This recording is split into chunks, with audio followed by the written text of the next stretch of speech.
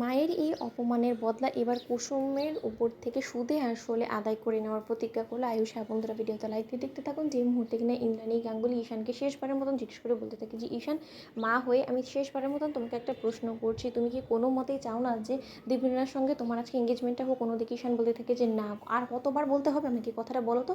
অন্যদিকে যখন দেবলীনা বলতে থাকে ইন্দ্রাণী গাঙ্গুলির কাছে এসে যে আন্টি, আজকে আমার এই অপমানটা আমি কোনো দিনও ভুলবো না এবং এর জন্য কুসুম থেকে শুরু করে তোমাদের গোটা পরিবারকে এর প্রতিদান দিতে হবে, তুমি মাথায় রেখো।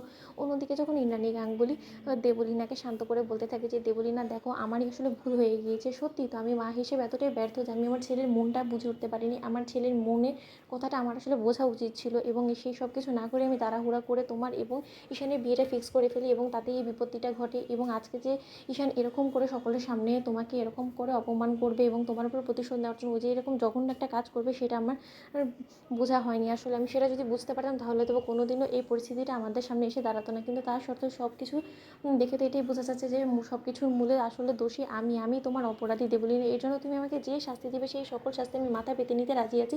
প্রয়োজনে তোমরা যদি চাও তাহলে তোমাদের সকলের কাছে আমি হাত জোর করে মাথা নত করে আমি সকলের কাছে ক্ষমা চাইছি। অন্যদিকে এই কথা বলা মাত্র আয়ুষ ক্ষিপ্ত হয়ে বলতে থাকে যে না মা না, যে ইন্দ্রাণী গাঙ্গুলি আজ অবধি কারোর সামনে মাথা নত করেনি, হাত জোর করেনি, সেই ইন্দ্রাণী গাঙ্গুলির মাথা আমি কোনো দিনও নত হতে দেব না। এবং ঈশান, তোর কারণে আজকে মায়ের মাথা নত করতে হয়েছে এবং সেটা আমি কোনো দিনও ভুলবো না। এই কথাটা তুই মাথায় রাখিস এবং তুই ভাই হয়ে আজকে যে পরিমাণে তুই আমার বিশ্বাস ভঙ্গ করলি তার প্রতিদান তোকে অবশ্যই দিতে হবে। এবং কুসুম, আমি মনে মনে প্রতিজ্ঞা করলাম যে তো আমার মায়ের এই অপমান অসম্মানের বদলা আমি গুণে গুণে তোমার থেকে সুদে আসলে আমি আদায় করে নেব, এই আমি বলে রাখলাম। অন্যদিকে যখন ইন্দ্রাণী গাঙ্গুলির কাছে দেবলীনার মা বলতে থাকে যে ইন্দ্রাণী, তোর ছেলের মনের কথা তুই বুঝেছিস কি না বুঝেছিস তাতে আমার কোনো কিছু যায় আসে না, কিন্তু আমার মেয়ের আজকে সকলের সামনে অপমান হয়েছে এবং সেটা আমি কোনোদিনও ভুলবো না এবং এর জন্য তুই যতই আমাদের কাছে ক্ষমা চাস না কেন সেটাই কম। অন্যদিকে এই কথা বলা মাত্র ইন্দ্রাণী বলতে থাকে যে পারলে আমাকে ক্ষমা করে তুই, এর থেকে বেশি কোনো কিছু তো আমার আর বলার নেই।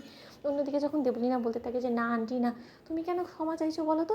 তোমার ক্ষমা চাইলেই বা সব আমার মনের মধ্যে যে ক্ষতগুলো দিয়েছে, আজকে যে জখমগুলো দিয়েছে আজকে ঈশান, সেই জখমগুলো তো আর শুকিয়ে যাবে না, তাই না? সেই জখম শুকাতে অনেকটা সময় লেগে যাবে এবং আমিও দেখতে চাই ঈশান তুমি তোমার জীবনে কী করে কুসুমকে নিয়ে সুখী হও। তোমার জীবনে সুখ কোনোদিন আসবে না এবং তোমাকে আমি কোনোদিনও কুসুমকে নিয়ে সুখী হতে দিব না। অন্যদিকে আয়ুষ বলতে থাকে যে কুসুমকে নিয়ে সুখী হতে দূরে থাক, কুসুম এই বাড়ির যদি বউ হয়ে আসো তাও ঈশানের বউ হয়তো কোনোদিন এই বাড়িতে পা রাখবে না, এতটুকু অন্তত আমি গ্যারান্টি দিয়ে বলতে পারি। দেবলি না, কারণ কুসুমের জীবনটা আমি এবার নরকে পরিণত করে দেবো, কারণ কুসুমই সব নষ্টের মূলে আছে। ও যদি আজকে আমাদের জীবনে না আসতো তাহলে হয়তো বা এত বড় একটা অশান্তি সৃষ্টি হতো না এবং আমার মাকে হয়তো বা সকলের সামনে এরকম করে মাথা নত করে সকলের কাছে ক্ষমা চাইতে হতো না। তো বন্ধুরা, লাইক এবং শেয়ার করে সাবস্ক্রাইব করতে ভুলো না।